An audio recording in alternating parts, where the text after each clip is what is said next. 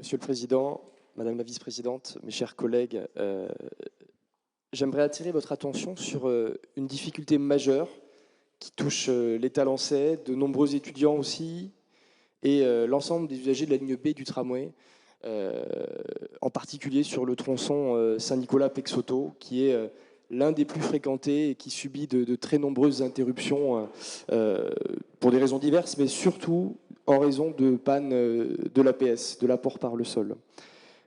Si j'en recense quelques-unes, 15 juin à 18h, coupure d'alimentation entre Saint-Nicolas et Pexoto, plusieurs minutes, de longues minutes même d'interruption. 11 juin à midi, coupure d'alimentation, 3 heures d'interruption du tram entre Bordeaux et Talence.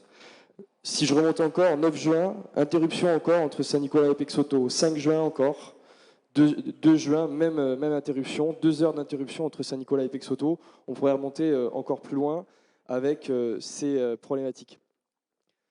Ces interruptions, elles perturbent fortement le quotidien des 100 000 usagers quotidiens de la ligne B, c'était le chiffre avant la pandémie, puisqu'elle impose aux usagers soit de marcher environ 40 minutes entre Pexoto et Saint-Nicolas, parfois sous une pluie battante, comme ces derniers jours, soit d'essayer d'emprunter des bus de substitution mis en place seulement 1 heure après l'interruption, donc il y a 1 heure de battement où les usagers sont dans une situation très compliquée, soit d'emprunter des lignes de bus régulières, je pense à la ligne 5 puis à la ligne 10, ou à la ligne 20, qui sont des lignes qui ne sont pas du tout dimensionnées pour accueillir les flux de cette ligne de tram en période d'interruption. D'ailleurs, je prends l'exemple des bus de la ligne 20, je ne vais pas rentrer dans le détail puisque ça n'est pas l'objet de ce rapport, mais lorsque le tram B est interrompu, tout le monde se reporte vers ces bus et les habitants des quartiers est de la ville de Talence ne peuvent plus monter dans le bus puisque les bus circulent plein et donc ne s'arrêtent plus. Cela met nos usagers dans des situations très difficiles, notamment vis-à-vis de leurs employeurs, parce qu'ils sont contraints d'arriver en retard sur leur lieu de travail et de manière assez régulière. C'est une situation qui dure depuis de nombreuses années. Elle s'est légèrement améliorée avec la mise en place des nouvelles cartes dans les coffrets APS. C'est ce qui est indiqué dans le rapport que Madame de François vient de nous présenter. 25% de réduction des arrêts d'exploitation. 25% c'est bien, mais il en reste encore 75%. Donc la situation, elle est bien loin d'être résolue, comme vous venez de le constater. Nous avions demandé en 2017 l'aménagement d'un aiguillage au niveau de la barrière Saint-Genès.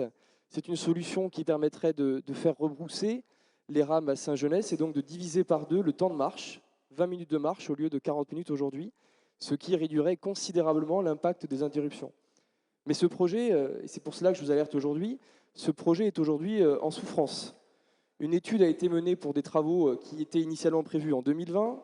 Ils ont été repoussés à 2021, puis encore repoussés sine die. Nous n'avons aujourd'hui aucune date prévisionnelle de début des travaux. Monsieur le Président, pouvez-vous faire votre possible auprès des services pour relancer ce projet essentiel?